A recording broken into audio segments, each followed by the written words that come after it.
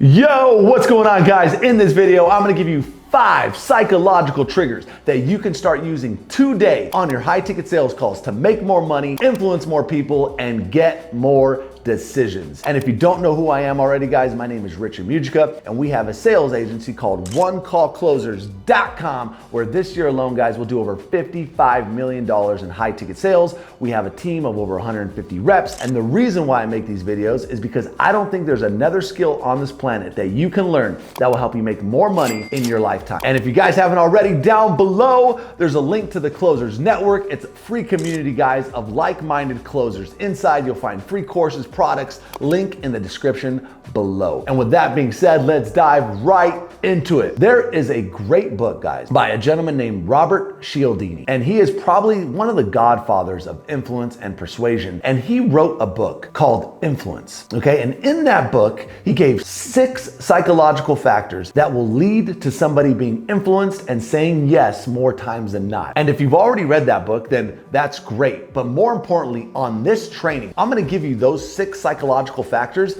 but I'm gonna tell you exactly how to use them on your call, and stay until the very end because I think you're gonna really like number 6. Number 1 is likability. See, what Robert Cialdini realized is that people are more likely to buy from people that they like. In fact, I had a mentor when I was kind of coming up the ranks in sales. He said, Rich, there's nothing that will make you more money than people liking you. He said, 80% of the sale is gonna come down to whether or not somebody likes you. And so now the question becomes, well, how do you get somebody to like you? There's 2 very specific ways to get somebody to like you. Number 1 is people like people that are more like them. And then number 2 is people like people that they wanna be like. So if you think about your own life right now, who do you like? Well, the people you follow on social media, you might say that you like them, but have you ever asked yourself why you like them? The reason why you probably like them is because you wanna become like them eventually in your life. So then you're like, oh, I like them. Number 2, the person that you probably really like is somebody that's more like you. When you have common ground in a situation with somebody, when you're more like somebody, you naturally feel gravitated towards them. So that's why in the beginning of your call, guys, within the first 5 minutes, what I always try to do is I try to find common ground with the person that you're talking to. Whether that's, hey, you guys like the same sports teams, or maybe you guys are both married, or maybe you guys have kids together, or maybe you've visited the same places. And the more common ground, these start stacking throughout the call. And the more common you guys are to one another, the more they start liking you over the phone. And that liking leads to more influence and more yeses. Number 2 is authority, guys. See, what Robert Cialdini figured out is that the person that has the authority over somebody else controls the frame. And a large part of sales and influence and persuasion is frame control. Let me give you an example. You walk into a doctor's office. The crazy thing about walking into a doctor's office, you immediately do what the doctor says. If he says, hey, sit on the table, you sit on the table. If he says, hey, I'm gonna prescribe X, Y, and Z, you take X, Y, and Z, and you don't ask any questions. The reason why that is because the doctor has the frame over the patient. And it's very much the same in your high ticket sales conversations. If the prospect does not see you as somebody as authority, your ability to influence and persuade them goes drastically down. And so there's a couple ways you can build authority on the call. If you're selling your own product right now, that's great because you have immediate authority. That is why if you're selling your own products, you're gonna have the best close rate, right? It's not because you're probably the best influencer or persuader, it's because you have the most authority on the call. So you're like, oh man, I'm talking to the horse's mouth. I'm talking to the guy that's actually gonna deliver the program, which obviously that increases close rates. See, once you get a sales rep underneath you, that person's not gonna close as good as you simply because he doesn't have as much authority as you. But if you're closing for somebody right now, the way you can build your authority is 2 specific ways. Number 1 is by having a story showing the prospect that, hey, you have what they want. So if the prospect is trying to lose the weight, is trying to have the freedom, is trying to make the money, is trying to build a business,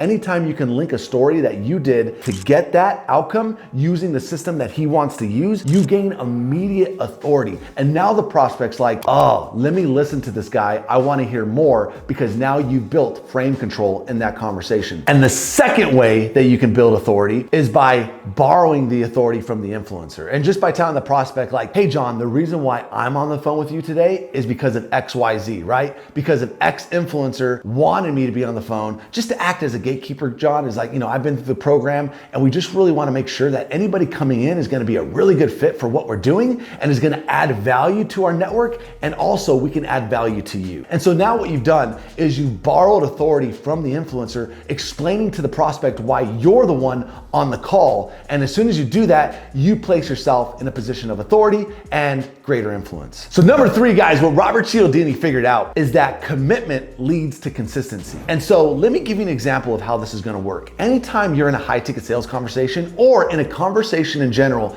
and you wanna get more decisions, what you wanna do is you wanna label commitments that people give you. So for example, anytime you can label Susan or John with a commitment of like, oh, hey John, based off of that story, what I know about you is that you're a hard worker, man. Like you get stuff done, and anytime you start stuff, you finish stuff. And then you get John to agree with that. So now that's a commitment that John has given you over the phone. And then you want to do this throughout the call, is label their commitments. Anytime you can say, hey John, you're an action taker. Hey John, it sounds like you're the type of guy that right now you're like, dude, I'm all in and I'm gonna do what I need to do to be successful because you're that type of person. And so what you're doing throughout the call is you're labeling their commitments. And later on, what's gonna happen is John and Susan are gonna have to stay consistent with those commitments. And let me give you an example of how this works. If John tells you that he's a hard worker, John, when he goes to work, he's gonna be a hard worker, because if he doesn't work hard, what's gonna happen is he's gonna experience cognitive dissonance. Why cognitive dissonance is so powerful is because it's psychological warfare. Anytime somebody does not act in accordance with who they believe they are, they experience psychological warfare. They feel like I'm a fake, I'm a fraud, I'm a phony, and they don't wanna feel like that. I'll never forget this. Tony Robbins had a quote that completely changed my life. He said, the most powerful force on earth is for a human to act in accordance to who they believe they are. And that is very, very true. Anytime you can label people on who they are, then you can get them to act in accordance to that. Because if they don't, they will feel naturally like, oh my gosh, I'm not being who I am. And that warfare will cause them to go the other direction. You can use that on every single high ticket call to gain more influence and get more decisions. Number 4, guys, which is actually gonna be 2 combined, and they're actually very different. So you have urgency and you have scarcity. A lot of people think that urgency is the same as scarcity, but it's not true. They're actually completely different. See, urgency is getting somebody to act now because there's some type of deadline, right? So for example, you could see it like, hey, John, you know what? There's only 3 more days to the promotion, or hey, John, there's only 6 more days to actually take action before we're closing the course or shutting things down. And as time ticks down, that creates more and more urgency on the call. See, that's called external urgency, which is an external factor that wants to get somebody to make a decision. The second form of urgency is going to be internal urgency. And this is actually my most commonly used form of urgency because I feel like it's less salesy and you can use it on every call. And how that works is by showing the prospect that if they don't take action, they stand to lose a lot more.